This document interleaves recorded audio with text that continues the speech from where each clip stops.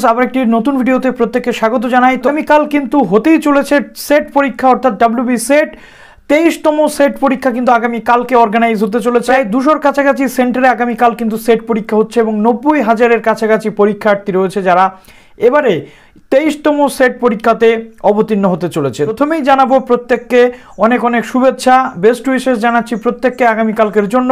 প্রত্যেকে যারা যারা পরীক্ষা দিতে যেতে পারছো তারা ভালোভাবে পরীক্ষা দেবে অবশ্যই। সেই সমস্ত স্টুডেন্টসদের জন্য আন্তরিক সমবেদনা বা দুঃখ থাকবে যে সমস্ত স্টুডেন্টসরা কোভিড পজিটিভ হওয়ার জন্য শুধুমাত্র এই পরীক্ষাটাতে বসতে পারলো না। দীর্ঘ 2 বছর ধরে তারা পরীক্ষার জন্য প্রস্তুতি নিয়েছিল, তথাপি তারা পরীক্ষাতে বসতে পারলো না। কিন্তু এক্ষেত্রে বলে রাখা ভালো, রাজ্য সরকারের পক্ষ থেকে বা কলেজ সার্ভিস কমিশনের পক্ষ থেকে আজকে একটি লেটেস্ট আপডেট রয়েছে। কি কি কালকে হতে চলেছে, কেমনভাবে পুরো পরীক্ষাটা হতে চলেছে। যারা কোভিড পজিটিভ বা সিমটোমেটিক থাকবে, হয়তো এখানে কোনো তেমন উল্লেখ নেই যে RT-PCR টেস্টের রিপোর্ট লাগবে বা কিছু, কিন্তু থার্মাল স্ক্যানিং হবে। সেখানে থার্মাল স্ক্যানিংয়ে যদি কারোর টেম্পারেচার বেশি থাকে বা সিমটোমেটিক সে থাকে তাহলে তার জন্য আলাদা কিন্তু ব্যবস্থা থাকছে। অর্থাৎ পক্ষান্তরে এখানে বলতে গেলে সরাসরি বলা না হলেও কিন্তু কোনো রিপোর্ট বা টেস্ট রিপোর্ট প্রয়োজন নেই। কিন্তু যদি কোনো ক্যান্ডিডেট কোভিড পজিটিভ থাকে, মাইল্ড সিমটম থাকলেও কিন্তু এখানে এই যে জিনিসটা আমরা দেখতে পাচ্ছি, তারা কিন্তু পরীক্ষা দিতে যেতে পারে। যদি সে পরীক্ষা দিতে যায়, কোথাও বলা নেই যে আপনি পরীক্ষা দিতে আসবেন না। এখান থেকে কিন্তু আমরা পরিষ্কার সেই ধারণাটা পেয়ে গেলাম। সেখানে সম্পূর্ণরূপে বলা রয়েছে যে আইসোলেশন রুমের ব্যবস্থা থাকবে। সেই আইসোলেশন রুমে সেপারেটলি সেই সমস্ত স্টুডেন্টসরা কিন্তু পরীক্ষা দেবে যারা সিমটোমেটিক থাকবে। অতএব এখান থেকে কিন্তু একটা বিষয় পরিষ্কার হয়ে গেল যে সরকারের পক্ষ থেকে বা কলেজ সার্ভিস কমিশনের পক্ষ থেকে কোথাও বলা হলো না যে যাদের জ্বর রয়েছে বা সিমটোমেটিক রয়েছে তারা পরীক্ষা দিতে আসবেন না। Point number 1। নেক্সট, এবার যেটা বলতে চাইবো, আগামীকালকে এই পরীক্ষার জন্য আজকে কি কি বিষয় আপনাদেরকে গুছিয়ে নিতে হবে অনেকেই আপনারা জানেন, তবুও একটা দায়িত্ব বা কর্তব্য রয়েছে আমার যে আপনাদেরকে যে বিষয়গুলো রয়েছে ইনফরমেশনগুলো প্রোভাইড করা। তো চলুন অন স্ক্রিন আপনাদেরকে দেখিয়ে দিই। যারা নতুন আছেন এই চ্যানেলে অবশ্যই চ্যানেলটিকে সাবস্ক্রাইব করে বেল আইকনটি প্রেস করে দেবেন যাতে সব আপডেটগুলো টাইম টু টাইম আপনারা এখান থেকে পেয়ে যান। তো চলুন ভিডিওটি শুরু করা যাক। চলে এলাম কলেজ সার্ভিস কমিশনের ওয়েবসাইটে। তো কলেজ সার্ভিস কমিশনের ওয়েবসাইটে কি কি আপডেট আজকে চলে এলো সেটা দেখিয়ে দিচ্ছি।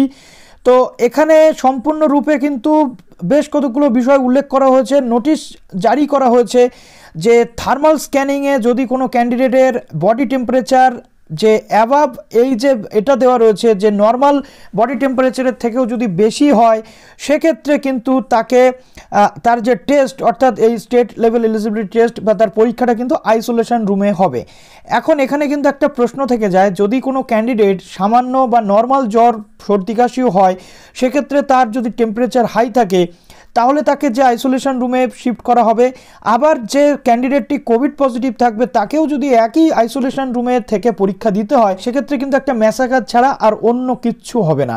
সুতরাং এক্ষেত্রে কর্তৃপক্ষ কিভাবে এই সিদ্ধান্তে আসলেন এটা নিয়ে যথেষ্ট সন্দিহান, তবুও কালকে পরীক্ষাটা হচ্ছে, বিষয়টা হলো সেটাই। তো এখানে কি বলা হচ্ছে, ইনভিজিলেটর যারা ওই পার্টিকুলার আইসোলেশন রুমে ইনভিজিলেটরের কাজ করবেন বা গার্ড দেবেন পরীক্ষাতে, তাদের মাস্ক পিপি ইকুইপমেন্ট যেগুলো থাকবে সেগুলো সব পরে তাদেরকে এই জায়গাতে কিন্তু এক্সামের যে ডিউটি সেটা দিতে হবে। এটা বলতে গেলে এক প্রকার এই যে নোটিশটা জারি করা হয়েছে এটা এক প্রকার বলতে গেলে আগুন নিয়ে খেলা করার সমান। যদি কোনো কোভিড পজিটিভ ক্যান্ডিডেট পরীক্ষা দেয় বা একটা রুমে যদি 10টা কোভিড পজিটিভ পেশেন্ট বা ক্যান্ডিডেট পরীক্ষা দেয় যাদের মাইল্ড সিমটম রয়েছে, সেই জায়গাগুলোতে যারা গার্ড দিতে যাবে, এটা যেমন তাদের জীবনের একটা ঝুঁকি থেকে যায় বা তাদের জীবনের ক্ষেত্রেও একটা যেমন সমস্যা তৈরি হতে পারে, তেমনি যে সমস্ত ক্যান্ডিডেটের শুধুমাত্র সিমটম রয়েছে, সে কোভিড পজিটিভ কিনা সন্দেহ রয়েছে, সেই সমস্ত ক্যান্ডিডেটরাও যদি সেই আইসোলেশন রুমে পরীক্ষা দিতে যায়, এটা কিন্তু তাদের ক্ষেত্রে। অর্থাৎ এক্ষেত্রে এই যে কোভিডের স্প্রেডটা চলছে বর্তমানে, যে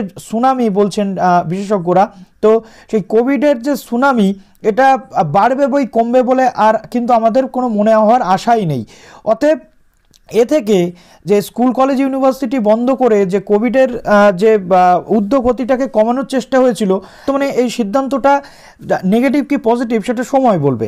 নেক্সট রয়েছে, the used warmers of the isolation room আর to be packed appropriately in separate envelopes. অর্থাৎ এই যে আইসোলেশন রুমে যে পরীক্ষাটা হবে সেই পরীক্ষার যে ওএমআর শিট থাকবে সেটাকে অর্থাৎ সেপারেট প্যাকিং হবে এবং এনভেলপসগুলো সেইভাবেই কিন্তু নেওয়া হবে। নেক্সট এবার তোমাদেরকে একটা আমি আপডেট দিয়ে দিচ্ছি যে কালকে তোমাদের কি কি বিষয়ে খেয়াল রাখতে হবে, কি কি জিনিস তোমাদেরকে কালকে ক্যারি করতে হবে। তো ইম্পর্ট্যান্ট যেটা রয়েছে সেটা কিন্তু তোমাদের আগের দিনই আমি দেখিয়ে দিয়েছিলাম, দেখো সেটা তো অবশ্যই রয়েছে অ্যাডমিট কার্ডে অ্যাজ ইট ইজ আগের ডেটই তোমরা পাচ্ছ। তো তোমাদের এই পরীক্ষাটা কালকে 10:30 থেকে 11:30 পর্যন্ত হতে চলেছে। পেপার 1 পেপার 2 হচ্ছে 12টা থেকে 2টো পর্যন্ত, আর রিপোর্টিং টাইম হচ্ছে সকাল 9টা, অর্থাৎ 9টার মধ্যে তোমাদের রিপোর্টিং করতেই হবে। যারা সুস্থ রয়েছে তারা অবশ্যই সঠিক অ্যাপ্রোপ্রিয়েট প্রিকশন নিয়ে তোমরা যাবে এবং যতটা পারা যায় ডিস্টেন্স মেনটেন করার চেষ্টা করবে, যদিও সেটা কখনো সম্ভব নয় এক্সাম হলে। তো নেক্সট দেখো এখানে তোমাদেরকে কি কি ক্যারি করে নিয়ে যেতে হচ্ছে। প্রথমত এখানে তোমাদের অ্যাডমিট কার্ড তোমরা ডাউনলোড করে নিয়েছো অলরেডি। তো তার পাশাপাশি তোমাদের যে ভেরিফিকেশান হবে অ্যাডমিট কার্ড, যদি কারোর কোনো কারেকশানের প্রয়োজন হয়, যদি ভুল থাকে সেটা ওইখানেই কিন্তু কারেকশানের একটা ব্যবস্থা হবে। এবং তোমরা কালকে যেটা নিয়ে যাবে দেখো, voter card, Aadhaar card, passport, PAN, driving licence, যে কোনো একটা আইডেন্টিটি প্রুফ তোমরা নিয়ে যেতে পারো। তারপর তোমাদের দেখো রয়েছে 2 কপি ফটো কিন্তু তোমাদের নিয়ে যেতে বলা হচ্ছে, এবং পরিমাণ মতো তোমাদের যে পেন বা যে জিনিসগুলো দিয়ে তোমরা পরীক্ষাটা দিতে চলেছো সেই জিনিসগুলো কিন্তু তোমাদেরকে নিয়ে যেতে হবে। তো আশা করি তোমাদের আর কোনো ডাউট থাকলো না যে কালকে পরীক্ষা দিতে তোমাদের কি কি ক্যারি করতে হবে এবং কিভাবে সমস্ত পরীক্ষার জন্য কালকে সেফটি মেজার্স মেনটেন করতে হবে। তো চলো ভিডিওটি এখানেই শেষ করলাম। এ বিষয়ে তোমাদের কি মতামত অবশ্যই কমেন্ট সেকশনে জানিও। তবে আন্তরিকভাবে দুঃখিত তাদের জন্য যারা কোভিড আক্রান্ত হয়ে যাওয়ার ফলে এবারে পরীক্ষাটা দিতে পারলে না। তো বেস্ট অফ লাক জানাচ্ছি যারা পরীক্ষা দিতে যাচ্ছ, অল দ্য বেস্ট।